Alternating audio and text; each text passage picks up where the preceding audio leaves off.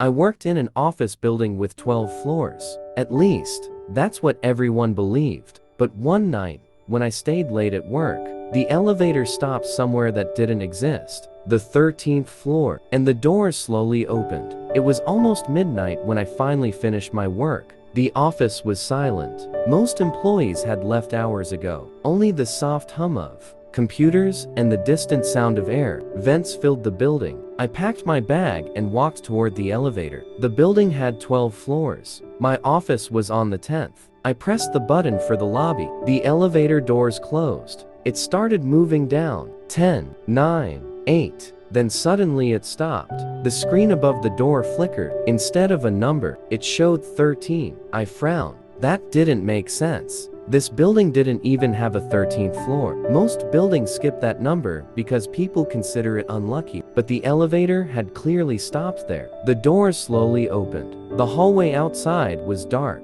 No lights, no offices, just a long, empty corridor. Curiosity pulled me forward. I stepped out.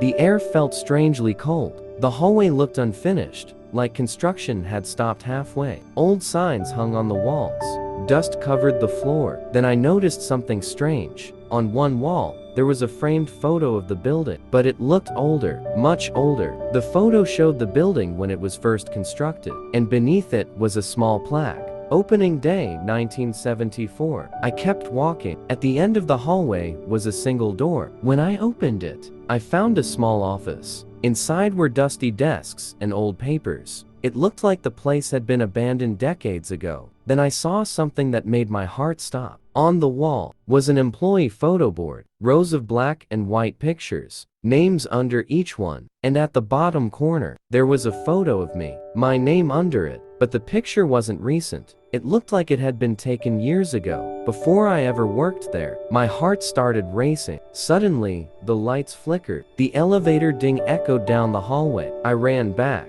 The doors were still open. I stepped inside and pressed the lobby button. The elevator moved. When the doors opened again, I was back in the normal building lobby. Bright lights, security guard at the desk, everything normal. The next morning, I asked the building manager about the 13th floor. He looked confused. This building has never had a 13th floor, he said. But when I checked the elevator panel again, there was a faint outline of a button that had been removed. The number 13. And sometimes, late at night, I still hear the elevator stop on a floor that doesn't exist.